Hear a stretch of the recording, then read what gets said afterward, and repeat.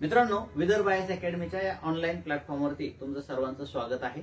बघा, आपण आज जो राज्यसेवेचा पेपर झालाय त्याचं विश्लेषण घेणार आहोत, गणित या विषयाच्या प्रश्नांचं। तर बघूयात पहिला प्रश्न काय होता। पहिला प्रश्न थोडंसं कॅल्क्युलेशन जास्त असणार होता। बांधकामाच्या भोवती मलब्याच्या सफाईशी संबंधित करारात ठरलेल्या दिवसात काम पूर्ण झाले नाही तर विशिष्ट दंडाची तरतूद पुढील प्रमाणे केली आहे। पहिल्या दिवसासाठी 250, दुसऱ्या दिवसासाठी 310, तिसऱ्या दिवसासाठी 370 याप्रमाणे जर ठेकेदाराने 6960 रुपये दंड भरला तर त्याने कामाला केलेल्या विलंबाचे दिवस निवडा। तर पहिल्या दिवशी 250 रुपये, त्याच्यानंतर 310, त्याच्यानंतर 370, इथं 60 रुपये वाढतात। 60 रुपये वाढतात म्हणजे अंकगणितीय श्रेणी आहे, लगेच लक्षात येतं। तर आपल्याला बघायचंय 6960 रुपये जर दंड भरला तर कामाचे विलंबाचे दिवस। मी पर्यायावरून सोडवतो, लहान मोठा पर्याय सोडून देतो, मी हा पर्याय तपासतो। 11ला 2 ने भाग जात नाही, उत्तर येण्याचे चान्सेस कमी आहेत, तरी पण पाहूयात। सपोज पहिल्या दिवशी 250 रुपये दंड आहे, शेवटच्या दिवशी जर 11 दिवस असतील तर पहिल्या दिवसामध्ये 10 वेळा दंड मिळवला म्हणजे 600, तर हे होतील 850 भागिले 2 सरासरी काढली, एकूण दिवस किती आहेत 11।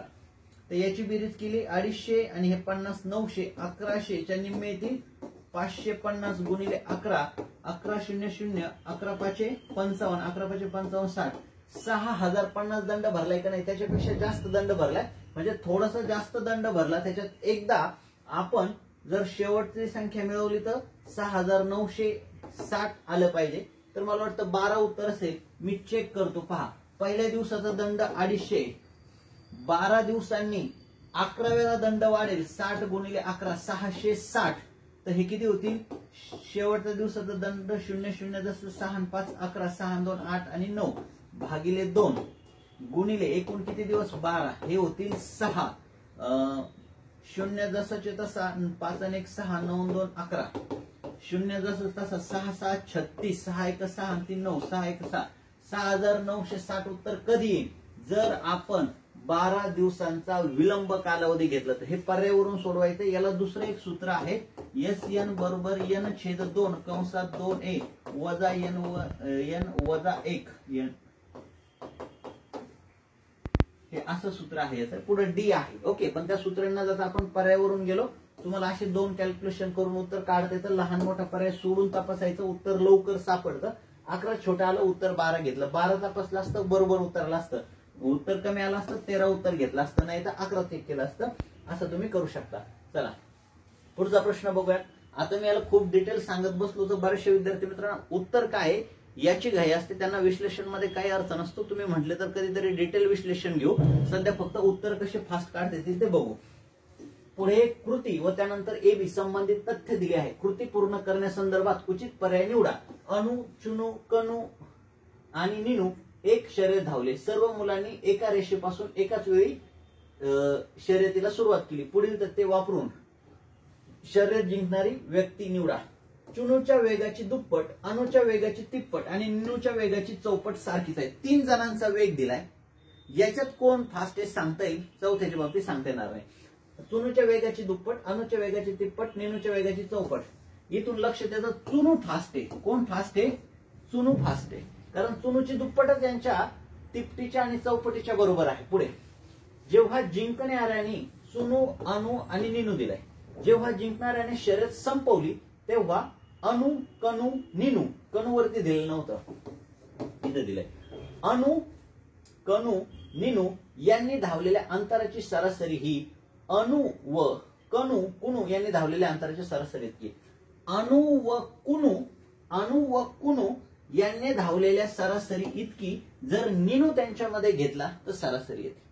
पहा, अनु कुनूची सरासरी आणि निनूची सरासरी सारखीच येते। आता अनु, कनू आणि निनू यांच्या मध्ये निनू असणारे, अनु किंवा कनू पुढे असणार आहे। आता चुनूचं सर्वात फास्ट आहे, इथं तर चुनूचं दिलंच नाही, तर तथ्यांपैकी एक वापरून कृती पूर्ण करता येईल नाही। दोन्ही तथ्य एकत्रित वापरून कृती पूर्ण करता येईल, परंतु दोन्ही पैकी कोणते एक तथ्य नाही। दोन्ही पैकी फक्त कोणते एक तथ्य वापरून कृती साध्य करता येईल, दोन्ही तथ्य एकत्रित विचारात घेऊन कृती पूर्ण करता येणार नाही। याचं उत्तर येईल पर्याय क्रमांक 4। यातून सांगते तर चुनू सगळ्यात फास्ट आहे, त्यांनी काय विचारलंय, शर्यत जिंकणारी व्यक्ती। चुनू सर्वात फास्ट आहे, राहिलं कोण यांच्यात कणू बद्दल दिलं नाही. राहिलं कोण? कणू. आता कणू बद्दल कणूच्या चुनूच्या स्पीडचा जर विचार करायचा ठरला तर अणू कणू निनू सोबत घेतलं तर यांची सरासरी सारखीच. परत अणू आणि कणू इथं बघा, अणूच्या वेगाची दुप्पट आणि निनूच्या वेगाची चौपट. कणूचा स्पीड तिथे दिलेला नव्हता. मग इथे परत कणू आणि अणू मध्ये कोण फास्ट आहे कोण स्लो आहे सांगता येत नाही. किंवा निनू जर त्यांच्या सोबत आली तर निनूचा स्पीड कमी आहे, निनूच्या वेगाची चौपट, अणूपेक्षा स्पीड कमी आहे.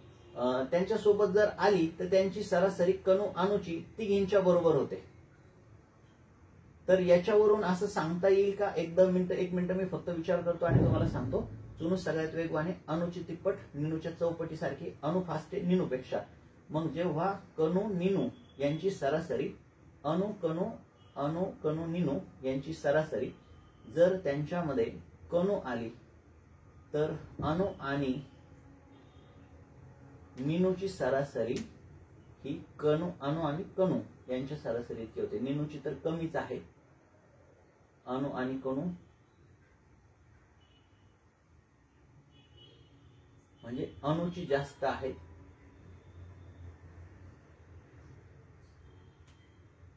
कणूपेक्षा. पण त्याच्यावरून काही हे होत नाही. तर हे मी जे सांगितलं तेच उत्तर बरोबर आहे. चला पुढे. हा प्रश्न कसा सोडवायचा होता? मला ह्या 75ला कसं फोडता येईल? 25 गुणिले 3. 25 बाहेर आले 1/5. हे 5 कॅन्सल होतील, वर्गमुळात 3 राहतील. वर्गमुळात 3 राहतील तर हे उत्तर येण्याची शक्यता आहे. इथे 192ला कसं फोडता येईल? 64 गुणिले 3. 64 गुणिले 3 वर्गमुळात 3 राहतील. 64 बाहेर येऊन 8 कॅन्सल होतील, वर्गमुळात फक्त 3 राहतील. इथं 49 गुणिले 3 49 बाहेर येऊन 7 होतील, 7 कॅन्सल होतील. 4 वर्गमुळात 3, 4 आणि 3 7 वर्गमुळात 3 आणि 1 वजा केलं, 7तून 1 वजा केलं 6 वर्गमुळात 3. या सगळ्यांना कसं लिहायचं होतं थोडक्यात सांगतो. 4/7. इथं 49 गुणिले 7 लिहायचं होतं. 49 गुणिले 3, 49 बाहेर येऊन कट होते. इथं राहिलं 4 वर्गमुळात 3 अधिक 64 वर्ग गुणिले 3 वर्गमुळात लिहायचो. 64 बाहेर येऊन 8 कॅन्सल होतील, राहील 3 वर्गमुळात 3 वजा 25 गुणिले 3 वर्गमुळात लिहायचं होतं. 25 बाहेर येऊन 5 कॅन्सल होतील तर 1 वर्गमुळात 3. 4 आणि 3 7, 7तून 1 केला 6 वर्गमुळात 3 जशीच्या तसे. हे याचं उत्तर आहे शेवटचं, पर्याय क्रमांक 4. चला खाली लिहितो. एका मुद्दल रकमेवर दशादशे 10% दराने 2 वर्षाचे चक्र वाढवायचे. 10% पहिल्या वर्षाचं 10%, दुसऱ्या वर्षाचं 10%, दुसऱ्या वर्षी ह्या 10%वर 10% म्हणजे 21% येतात. चक्रवाढ व्याज 945 दिले. मुद्दलाची रक्कम किती? 945 म्हणजे 21%. मुद्दल काढायचं 100%. 21 चोक 84, 21 5 45 गुणिले 100 4500. याचं उत्तर आहे पर्याय क्रमांक 3. एकदम सोपे प्रश्न विचारले होते. काही प्रश्न तर खूप सोपे होते. क्वेश्चन रिपीट झालाय. पुढचा क्वेश्चन. शहराची लोकसंख्या दरवर्षी 5% वाढते. सध्याची लोकसंख्या 9261 आहे. तर 3 वर्षापूर्वीची लोकसंख्या काढा. मी काय करतो, लहान मोठा ऑप्शन कट करतो. आता मी बघतो 5 5 5 जवळपास 15% वाढणार आहे. याचे 10% होतात 750. 5% होतात 300 मिळवले याच्यात तर जवळपास 1000च्या आसपास. 750 1000च्या आसपास 8500 होईल. आपल्याला 9261 झाली पाहिजे. सोपा ऑप्शन हा होता. 3 वर्ष 5% वाढवायची. 10% 800 होतं. 5% 400 होईल 8400. परत 5% वाढली तर 420 होईल किती? 8820. परत 5% वाढली 10% 882. 5% 441 बरोबर 9261 होती. 9261 कधी होईल? जर 8000 असेल तर. मी पर्याय 3दा 5% वाढवला. इथं एकदा परत एकदा परत एकदा तर उत्तर तुमचं येते. मी अंदाजे कसं काढलं असतं पहा. याचे 10% होतात 800, 5% होतात 400, 800 400 1200. याला 1200 ने वाढवलं तर 9200च्या आसपास येते आणि उत्तर तेच आहे. चक्रवाढ व्याजावर व्याज येतं त्याच्यामुळे ते 61 वरचे वाढतात. चला पुढे जाऊयात. अधिक म्हणजे वजा, वजा म्हणजे हे ते जाऊ द्या. हे बघू. गुणिले, गुणिले म्हणजे काय? भागिले. मग 25 भागिले 5 भागिले म्हणजे अधिक 7 वजा म्हणजे गुणिले 4 अधिक म्हणजे वजा 9. मला करावं लागेल 5 5 25 अधिक 7 चोक 28 वजा 28 आणि 5 33 वजा 9, 33 मधून 9 गेले, उत्तर येईल 24. 24 आहे का? हे तुमचं बरोबर उत्तर आहे. पुढे बघूया. ए बी सी या तिघांच्या वाट्याला 5000 2 3 5 या प्रमाणात वाटले तर सी च्या वाट्याला किती येतात? सी च्या वाट्याला 5 वाटे येतील. 2 आणि 3 5 आणि 5 10 वाटे करावे लागतील. 5000 चे एकूण 2 आणि 3 5 आणि 5 10 वाटे करा, एक वाटा 500 चा येईल. तर सी च्या वाट्याला 5 वाटे येतील 2500 रुपये. 3 4 7 8 9 या अंकांच्या साहाय्याने कोणत्याही दोन संख्येमध्ये अंकांची पुनरावृत्ती न करता दोन अंकी संख्या किती बनवता येते? दोन अंकी संख्या बनवायच्या. 1 2 3 4 5 अंक आहे. पहिली जागा 5 प्रकारे भरता येईल. मी एक अंक घेतला, दुसरी जागा 4 प्रकारे भरता येईल, तर हे 20 प्रकारे बनतील. एकदम बेसिक सोपा क्वेश्चन होता. चल पुढे. शाळा ज्ञानदीप अंजुमन अंतिम शालेय परीक्षा इथं 65 40 40 12 पदवी परीक्षा. एकाच वर्षातील दोन शाळांतील विद्यार्थी गटांच्या अंतिम शालेय आणि विद्यापीठ पदवी परीक्षांचे निकाल सोबतच्या सारणीत दिले आहेत. हे निकाल प्रत्येक गटातील उच्च श्रेणी प्राप्त करणाऱ्या विद्यार्थ्यांच्या टक्केवारीच्या स्वरूपात व्यक्त केले आहेत. ज्ञानदीप महाविद्यालयाच्या वर्गाचा आकार, ज्ञानदीपचा आकार अंजुमन उच्च पेक्षा लक्षणीयरित्या लहान आहे. ज्ञानदीपचा अंजुमनपेक्षा उच्च लहान आहे. या माहितीवर दोन वृत्तपत्रांनी भिन्न भाष्य केले आहे. म्हणजे इथं खूप कमी संख्या आहे. काय म्हटले त्यांनी?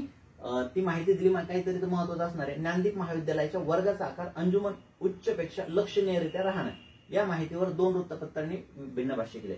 अंतिम शालेय परीक्षेच्या उत्तम निकालासाठी तयारी करून घेण्यात ज्ञानदीप महाविद्यालय अंजुमनच्या तुलनेत चांगले आहे. अंतिम महाविद्यालय उच्च परीक्षेच्या निकालासाठी अंतिम शालेय परीक्षेच्या निकालाच्या उत्तम निकालासाठी अंतिम शालेय परीक्षेमध्ये ज्ञानदीप महाविद्यालय अंजुमनच्या तुलनेत चांगले आहे. बरोबर आहे. अंतिम शालेय परीक्षेत ज्ञानदीप अंजुमनच्या पेक्षा जास्त चांगलं परफॉर्मन्स करते. विद्यापीठ परीक्षेसाठी विद्यार्थ्यांना तयार करण्यात अंजुमन उच्च ज्ञानदीप महाविद्यालयाच्या तुलनेत चांगले आहे. अंजुमन उच्च काय म्हणलंय? विद्यापीठ परीक्षेसाठी तयार करण्यात अंजुमन उच्च ज्ञानदीप महाविद्यालयाच्या तुलनेत चांगलं आहे. अंजुमन उच्च काय म्हणताय? दोन उच्च श्रेणी प्राप्त करणाऱ्या विद्यार्थ्यांच्या टक्केवारीच्या स्वरूपात दिले.